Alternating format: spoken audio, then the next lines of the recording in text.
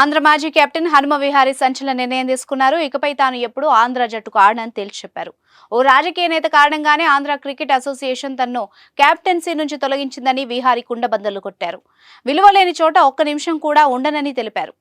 మీ business విస్తరించాలనుకుంటున్నారా? మార్చి 16-17 హైటెక్స్ లో franchise India biggest ఫ్రో expo. Andhra cricket కు ఆడిన టాలెంటెడ్ క్రికెటర్లలో హనుమ విహారీ ఒకడు. గత ఏడాది మణికట్టు గాయంతోనూ బ్యాటింగ్ కు దిగి సింగిల్ హ్యాండ్ తో టీమ్ ను గట్టెక్కించేందుకు విహారీ చూపిన తెగువ అందరినీ ఆశ్చర్యపరిచింది. ఆంధ్ర జట్టు కెప్టెన్ గా విహారీ సేవలు మరువలేనివి. జట్టు విజయాలు అపజయాలు సంగతి పక్కన పెడితే టీంలో యూనిటీని తీసుకొచ్చింది విహారీ అని చెప్పడంలో ఎలాంటి సందేహం లేదు. అలాంటి విహారీని ఈ 2023-24 రంజీ సీజన్ మధ్యలో కెప్టెన్ గా ఆంధ్ర క్రికెట్ అసోసియేషన్ తప్పించింది. బెంగాల్ పై మ్యాచ్ ఓటమి తర్వాత కెప్టెన్సీ నుంచి తొలగించింది.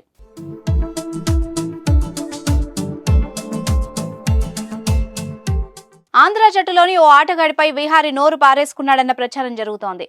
అతను టీంలో 17వ ఆటగాడని సమాచారం. ఓ రాజకీయ నేత కొడుకు అయిన ఆ ఆటగాడు ఈ విషయం గురించి తన తండ్రికి కంప్లైంట్ చేశాడు. దీంతో ఏసీఏపై ఒత్తిడి తెచ్చి విహారీని కెప్టెన్సీ నుంచి తప్పించినట్టుగా సమాచారం. ఇదే విషయాన్ని విహారీ తాజాగా చెప్పుకొచ్చాడు. తనకు విలువలేని చోట ఉండేది లేదని, తనకు ఆంధ్ర క్రికెట్ అంటే ఇష్టమని, అయితే అసోసియేషన్ తీరు కారణంగా ఇకపై ఆంధ్రకు ఆడనని విహారీ చెప్పడం సంచలనంగా మారింది. ఇంతకీ ఆ రాజకీయ నేత ఎవరన్న దానిపై క్రికెట్ వర్గాలతో పాటు అటు పొలిటికల్ వర్గాల్లోనూ తీవ్ర చర్చ జరుగుతోంది. మరోవైపు విహారీ ట్విట్టర్లో చేసిన ఓ పోస్ట్ వైరల్ గా మారింది. విహారీని తప్పించవద్దని, అతని తప్పేమీ లేదని జట్టు మొత్తం సైన్ చేసిన ఓ లెటర్ సంచలనం రేపింది. విహారీ దురుసుగా ప్రవర్తించలేదని తోటి ప్లేయర్లు చెప్తున్నారు. విహారీ ఆ సంబంధిత ఆటగాడిపై చేసిన వ్యాఖ్యలు సాధారణమేనని, అతనే పర్సనల్ గా తీసుకున్నాడని జట్టు మొత్తం చెప్తోంది.